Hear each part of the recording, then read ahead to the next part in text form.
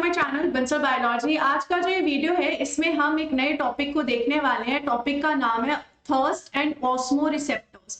Thirst मतलब क्या होता है? प्यास लगना होता है। तो एग्जैक्टली किस तरीके से हमारी बॉडी जो है वो, अगर हमारी बॉडी में कम पानी होगा, ज्यादा सॉल्ट्स प्रेजेंट होंगे, उस कंडीशन में किस तरीके से रिस्पॉन्ड करती है, इसी के बारे में हमें इसमें पढ़ना है। टॉपिक जो है वो बेसिकली आता है नर्वस सिस्टम चैप्टर से। अगर हम यहाँ पर देखें, ऑस्मो रिसेप्टर्स बेसिकली क्या होते हैं? स्पेशलाइज्ड न्यूरॉन सेल्स होते हैं जो हाइपोथैलेमस में बेसिकली प्रेजेंट होते हैं, और इनका काम होता है कि हमारा जो बॉडी फ्लूइड है दैट इज प्लाज्मा, उसमें ऑस्मोलैरिटी चेक करते रहे। ऑस्मोलैरिटी चेक करने का मतलब है कि उसमें चेक करते रहे कितना सॉल्ट का अमाउंट प्रेजेंट है। अब दो कंडीशन हो सकती है, या तो हमारा body fluid plasma hyper osmolar हो सकता है या हाइपो ऑस्मोलर हो सकता है। हाइपर ऑस्मोलर का मतलब है कि हमारे जो प्लाज्मा है उसमें सॉल्ट का अमाउंट काफी ज्यादा प्रेजेंट है, और हाइपो मतलब सॉल्ट का अमाउंट कम प्रेजेंट है। इस कंडीशन में किस तरीके से ऑस्मो रिसेप्टर काम करता है और वो सिग्नल भेजता है हमारी बॉडी में कि भाई आप पानी को पियो या फिर पानी को यूरिन के फॉर्म में निकालो अकॉर्डिंग टू द कंडीशन। तो ये जो होते हैं ये बेसिकली हाइपोथैलेमस में प्रेजेंट होते हैं। ये सेल्स हाइपोथैलेमस में भी स्पेसिफिकली दो जगह पर प्रेजेंट होते हैं। पहली जगह जो होती है उसे हम बोलते हैं ओवीएलटी हिस्सा, ओवीएलटी हिस्से में होता है, और दूसरा जो हिस्सा होता है एसएफओ हिस्सा होता है। इन दोनों की फुल फॉर्म क्या है मैं आपको थोड़ी देर में बता दूंगी। तो ये दो बेसिकली हिस्से होते हैं जहां पर ये ऑस्मो रिसेप्टर सेल्स प्रेजेंट होंगे और इस हिसाब से मैसेज को जनरेट करेंगे। अब how things will be working, let's try to understand. For example मैं यहाँ पर कंसीडर करती हूँ कि अभी हाइपर ऑस्मोलर कंडीशन है। हाइपर ऑस्मोलर कंडीशन मतलब अभी जो हमारी प्लाज्मा है इसमें सॉल्ट का अमाउंट बहुत ज्यादा है। अगर इस कंडीशन में हमारी बॉडी में ऑस्मोलैरिटी बहुत ज्यादा है, सॉल्ट का अमाउंट बहुत ज्यादा है, तो हमारी बॉडी स्टिम्युलेट करेगी थर्स्ट को कि भाई प्यास लग रही है, पानी आप मुझे दीजिए। अब ये सारी कंडीशन किस तरीके से चलेगी देखिए जरा। अब ये जो सेल है ये ऑस्मो रिसेप्टर है, इसके बाहर बॉडी फ्लूइड्स प्रेजेंट होंगे। बॉडी फ्लूइड में क्या है? सॉल्ट प्रेजेंट है, जिसकी वजह से ये जो सेल है इसमें से H2O बाहर निकलेगा। क्योंकि हमें पता है H2O जो है अपनी हाई कॉन्सेंट्रेशन से लो कॉन्सेंट्रेशन की तरफ जाएगा। सेल के अंदर पानी ज्यादा है, सेल के बाहर पानी कम है। इसकी वजह से जो पानी है वो अपनी हाई कॉन्सेंट्रेशन से लो कॉन्सेंट्रेशन की तरफ जाएगा, जिसकी वजह से ये जो सेल है वो श्रिंक होगा। सेल के श्रिंक होने की रीजन क्या है? भाई सेल से पानी चाह रहा है, सेल श्रिंक होगा। इस कंडीशन में सेल जैसे ही श्रिंक होगा उसकी वजह से यहाँ पर कुछ चैनल्स होते हैं जिन्हें हम कहते हैं केटायन चैनल्स। ये जो केटायन चैनल्स होते हैं वो नॉन सेलेक्टिव केटायन चैनल्स होते हैं, यानी कि किसी के लिए स्पेसिफिक नहीं होते हैं। और ये यहाँ पर केटायन चैनल्स हैं, यानी कि पॉजिटिवली चार्ज मॉलिक्यूल्स को ट्रांसपोर्ट करवाएंगे। केटायन चैनल्स में इनका स्पेसिफिकली नाम क्या होता है? टीआरपीवी चैनल्स ये होते हैं। ये बेसिकली क्या करेंगे, इसकी वजह से सेल के श्रिंक होने की वजह से ये जो चैनल्स है वो एक्टिव हो जाएंगे। जैसे ये चैनल्स एक्टिव हो जाएंगे, पॉजिटिवली चार्ज आयन सेल के अंदर आने लगेंगे। सेल के बाहर से पॉजिटिवली चार्ज आयन सेल के अंदर आने लगेंगे। जैसे जैसे सेल के अंदर पॉजिटिव आयंस आते रहेंगे, सेल जो है वो अब डीपोलराइज्ड हो जाएगा। डीपोलराइज्ड होने का मतलब क्या होता है कि सेल्स जो है उसके अंदर अगर पॉजिटिविटी आ जाती है तो हम बोलते हैं कि सेल जो है वो डीपोलराइज हो चुका है। ये बेसिकली होता है किस वजह से? ये बेसिकली होता है सोडियम और कैल्शियम जैसे आयंस के सेल के अंदर आने की वजह से। तो सेल यहाँ पर डीपोलराइज हो गया। अगर सेल यहाँ पर डीपोलराइज हो जाता है तो ये सेल एक्शन पोटेंशियल जनरेट करता है, यानी कि नर्व कंडक्टेंस का मैसेज जनरेट करता है। एक्शन पोटेंशियल जैसे ही जनरेट होगा, ये जो एक्शन पोटेंशियल है वो नर्व्स में फायरिंग करना शुरू कर देगा, और ये जो न्यूरॉन्स है, ये जो नर्व्स है वो फायरिंग जैसे ही करना शुरू करेंगे, यहाँ पर जो सुप्रा ऑप्टिक न्यूक्लियस होता है हमारे हाइपोथैलेमस में, और जो पैरा वेंट्रिकुलर न्यूक्लियस होता है, ये दोनों एक्टिवेट हो जाएंगे, जिसकी वजह से ये दोनों यहाँ पर प्रमोट करवाएंगे रिलीज ऑफ वेसोप्रेसिन। ये दोनों वेसोप्रेसिन नाम के हार्मोन को रिलीज कराएंगे। वेसोप्रेसिन एक ऐसा हार्मोन है जो हमारी किडनी के पास जाएगा और किडनी को बोलेगा कि आप यहाँ पर वाटर का रीएब्सॉर्प्शन करो, हमारे पास पानी नहीं प्रेजेंट है एट द मोमेंट, तो आप यहाँ पर यूरिन को बोलो कि यूरिन कम सिक्रीट हो और वाटर का रीएब्जॉर्प्शन हो, तो यहाँ पर हाइपोथैलेमस जो है वो बोलेगा कि भाई वेसोप्रेसिन का रिलीज कराओ, हाइपोथैलेमस ही वेसोप्रेसिन का रिलीज कराता है, जिसकी वजह से वेसोप्रेसिन रिलीज हो जाएगा।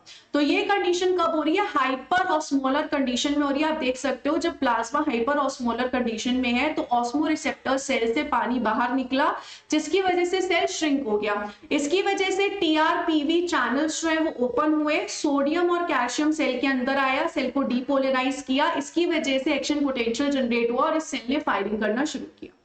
इस सेल ने हाइपोथैलेमस में सुप्रा ऑप्टिक न्यूक्लियस और पैरावेंट्रिकुलर न्यूक्लियस को पॉजिटिव मैसेज दिया और हाइपोथैलेमस ने वेसोप्रेसिन नाम का हार्मोन दिया, जिसने यहाँ पर कहा कि वाटर का एक तो रीएब्जॉर्प्शन किया जाए, उसी के साथ साथ जो प्लाज्मा की ऑस्मोलैरिटी है उसे नॉर्मल किया जाए, और यहाँ पर प्यास लगे यानी कि थर्स्ट लगे आपको।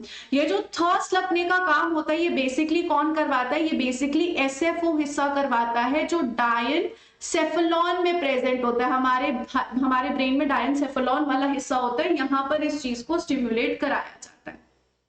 इसका नाम होता है सब फॉर्निकल सेंटर।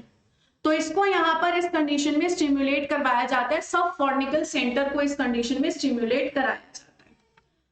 दूसरी तरफ अगर यहाँ पर हाइपोऑस्मोलर कंडीशन आई, यानी कि हमारा जो सेल है उसके बाहर सॉल्ट की कॉन्सेंट्रेशन अगर कम हो जाती है, तो इस कंडीशन में जो पानी है वो सेल के बाहर जाएगा नहीं। इस कंडीशन में वाटर जो है वो सेल के बाहर नहीं जाएगा, उल्टा पानी जो है वो सेल के अंदर आएगा। पानी सेल के अंदर क्यों आएगा? पानी सेल के अंदर इसलिए आएगा दोस्तों, लॉजिकल सी बात है, बाहर सॉल्ट कम है, मतलब बाहर पानी ज्यादा है। बाहर अगर पानी ज्यादा है तो पानी सेल के अंदर आएगा, एक्वापोरेंस के थ्रू जो पानी है वो सेल के अंदर आ जाएगा, जिसकी वजह से ये सेल स्वेल होगा। अगर सेल स्वेल हुआ तो यहाँ पर ये जो सेल है वो स्ट्रेच हो रहा है, स्वेल होने की वजह से स्ट्रेच हो रहा है, इसलिए इतना सारा पानी अंदर आ चुका है। इसकी वजह से जो यहाँ पर टीआरपीवी चैनल्स हैं ये क्लोज हो जाएंगे, ये यहाँ पर बंद हो जाएंगे। इनके क्लोज होने की वजह से कोई एक्शन पोटेंशियल जनरेट नहीं होगा। कोई एक्शन पोटेंशियल जनरेट ना होने की वजह से कोई वेसोप्रेसिन रिलीज नहीं होगा, कोई यहाँ पर हमें थर्स्ट जैसा यानी कि हमें कोई प्यास नहीं लगेगी। इसकी वजह से हमारी जो बॉडी है उसमें से फ्लूइड आराम से निकलेगा, किडनी जो है पानी निकालेगी और हमारी जो बॉडी है वो वापस से नॉर्मल ऑस्मोलैरिटी में आएगी। तो अगर आपकी बॉडी में सॉल्ट ज्यादा है तो ये सेल्स एक्टिव होते हैं, और अगर सॉल्ट कम है तो ये सेल्स इनएक्टिव होते हैं, ये सेल्स कोई एक्शन पोटेंशियल जनरेट नहीं करते हैं। आप इसी चीज को यहाँ पर देख भी सकते हो, you can check it out. जब हाइपरटोनिक कंडीशन आती है यानी कि हमारी बॉडी में बहुत ज्यादा सॉल्ट है तो ऑस्मोरिसेप्टर्स एक्टिवेट हो गए हैं, हाइपोथैलेमस थर्स्ट ला रहे हैं। ऐसे हाइपोवोलेमिया हो गया। हाइपोवोलेमिया मतलब अगर सॉल्ट ज्यादा हुआ है मतलब क्या हो गया? वाटर का अमाउंट कम हुआ है। तो इस कंडीशन में हाइपोवोलेमिया भी कह सकते हैं कि हमारी बॉडी में फ्लूइड पानी कम है। इस कंडीशन में जो किडनी है वो एक हार्मोन रिलीज करती है जिसे हम कहते हैं रेनिन हार्मोन। ये जो रेनिन हार्मोन है वो एंजियोटेंसिन 2 के सिक्रीशन को भी इंक्रीज करती है, जो यहाँ पर बेसिकली डायनसेफेलॉन वाले हिस्से को जाकर मैसेज देगा कि आप थर्स्ट स्टिम्युलेट करो, आप यहाँ पर स्टिम्युलेट करो पानी को बॉडी के अंदर लेना। तो इस तरीके से यहाँ पर बेसिकली पूरी कहानी चलती है। इस तरीके से यहाँ पर ये ऑस्मोरिसेप्टर सेल्स जो है दोस्तों वर्क करते हैं। इससे रिलेटेड सीएसआईआर ने दिसंबर 2025 में क्वेश्चन भी पूछा था, आइए हम इसके बारे में दोस्तों रीड भी करते हैं। क्वेश्चन था the physiological regulation of plasma osmolarity by osmotically active neurons osmoreceptors in the OVLT of the hypothalamus is described by the below. अब आपको इसमें बताना है कि आपके हिसाब से यहाँ पर कौन सी statement do you think is correct, आपको अपने हिसाब से यहाँ पे कमेंट करना है। फर्स्ट स्टेटमेंट बोल रहा है in hyper osmolar state the non selective, hyper osmolar state यानी कि सॉल्ट का अमाउंट ज्यादा है, non selective cationic channels in the osmoreceptors membrane become active causing hyperpolarisation of the cells. यहां तक स्टेटमेंट सही थी कि अगर सॉल्ट बढ़ेगा तो ऑस्मोरिसेप्टर सेल्स एक्टिवेट होंगे, पानी जो है वो बाहर जाएगा, सेल श्रिंक होगा। लेकिन इस कंडीशन में चैनल्स खुलने की वजह से कैल्शियम और सोडियम सेल के अंदर आ रहा था और सेल डीपोलराइज हो रहा था, ना कि हाइपरपोलराइज। ए ऑप्शन जैसे ही गलत है, इसे काट दो, इसे काट दो। आगे अगर हम यहाँ पर देखें, नेक्स्ट यहाँ पर क्या बोला जा रहा है, नेक्स्ट यहाँ पर बोला जा रहा है कि in hyper osmolar state shrinkage of osmoreceptor cells occur, ये बिल्कुल सही है। जैसे ही मुझे यहाँ पर पता चला कि बी ऑप्शन यहाँ पर पक्का सही है, मेरे को पता चल गया बी और सी सही होगा, क्योंकि और कोई ऑप्शन है नहीं। Activated osmoreceptors send action potential to the supraoptic nucleus and paraventricular nucleus to release arginine vasopressin, ये बात भी बिल्कुल सही है। ऑस्मोरेसेप्टर्स जब एक्टिव हुए थे तो उन्होंने एक्शन पोटेंशियल भेजा था सुप्रा ऑप्टिक न्यूक्लियस को और पैरावेंट्रिकुलर न्यूक्लियस को, जिसकी वजह से वेसोप्रेसिन रिलीज हुआ था।